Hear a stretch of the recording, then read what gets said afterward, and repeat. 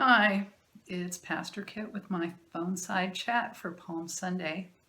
I was really delighted to see all of you in worship and see all your comments. And again, I miss you very much, especially this week when we have so much worship we do, so much time we are together, walking with Jesus to the cross, praying together, celebrating together on Easter, and it seems particularly poignant and kind of sad this week that we are not together. And I've been thinking a lot about that because it is a sad week. We're talking about Jesus going to be crucified, and I think that opens the opportunity for us to explore our own emotions of lament and longing and despair for some of us, and fear, and all those things that we try and stuff down and not really pay too much attention to.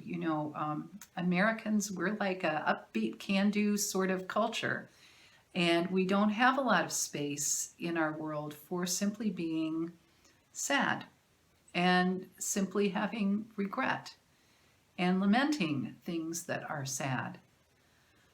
It feels scary sometimes to go into those emotions that can feel overwhelming. And then I think also sometimes we feel like, well, maybe we don't deserve to have those emotions. I mean, I'm sitting here in my home with my husband and my dog. My kids are safe. My family's safe. Nothing bad is happening in my little world. And sometimes it seems like, well, it seems whiny for me to say, well, but I can't make Easter, and that's really sad. Or I can't be with my people, and that's really sad. But here's something I have learned through my work with Brene Brown, who, is a social researcher from the University of Houston. She's written a lot about guilt and shame. She's written a lot about how to live in this world with integrity and as a wholehearted person. And her work is based on literally hundreds of thousands of interviews with people. It is data-driven research. She doesn't always particularly like the conclusions the data leads to because they usually lead in the way of feelings and vulnerability, and she's not a particularly feeling or vulnerable person. But one of the things she said this week is that we should not ration our sorrow, and we should not ration out our empathy. That there is this sort of delaying tactic we do that says, oh, well, other people have it so much worse than I do, so I don't have a right to feel sad that my trip was canceled. I don't have a right to feel annoyed that I'm stuck in the house with these people. I don't have the right to feel lonely or isolated because, after all, I'm safe. I don't have the right to feel sad that I'm not getting to do Easter and Holy Week in church. Whatever those things are, we tell ourselves a lot that we aren't justified in feeling what we feel. And what Brene says is that you can't ration out empathy. There's always enough empathy to go around, and that building our capacity for empathy actually begins with ourselves. Being able to be honest with ourselves about our feelings of sadness. No, I have not lost anyone to coronavirus. If and when I do, that will be really, really, really sad.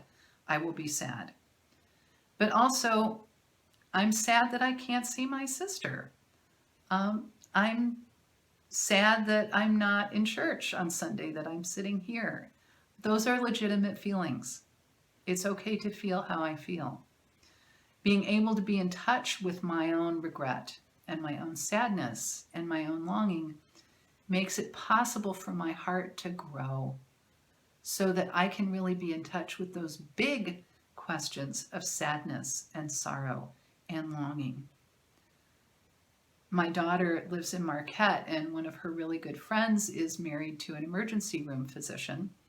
Her friend has 4 kids under the age of 5, including a brand new baby.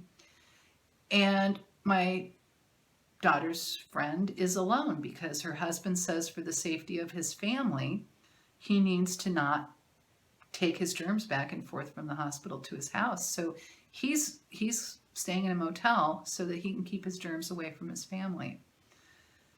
I really feel for that woman home with those little kids. I also feel for him taking the risk every day as the number of cases, even way up in the UP, goes up.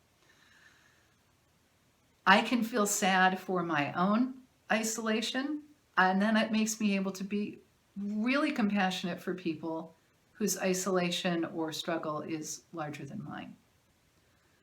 So we have a wonderful opportunity ahead of us this week as we really pray with Jesus through his passion, cross, and death. Because Jesus's passion, cross, and death is the ultimate witness to the power of empathy. What could be more empathetic than a God who, as we said in the reading from Philippians this morning, did not regard equality with God as something to be grasped, but emptied himself, being born in human form, so that God could walk with us in human life and experience what we experience, even betrayal, even sorrow, even physical pain, even physical death, and take all of that, carry that up into the heart of God. So bring your own sadness to this week. Bring your own fears to this week. Bring your own angst, irritation, terror, delight, wherever you are, whatever you are feeling this week, bring it into the events of Holy Week. Let Jesus carry that with him to the cross. That's what he came for. Own your own emotions. Own your own sorrow. Own your own loneliness. Offer it to God and let it open your heart and break you open in a way that you can love others more deeply and more honestly and more empathetically and more effectively. I wish I could be with you. I'm glad I can be with you through a video chat, but nothing is going to equal when we can all be physically present again. And that is something that I am grieving this week, is my distance from all of you. God bless. Have a blessed Holy Week. I hope it really is a blessed Holy Week for you, and that you get a chance to grow in your walk with God, in your capacity to love yourself and to love God and to love your neighbor. There's a lot of beauty in this time if we can just reach out and touch it.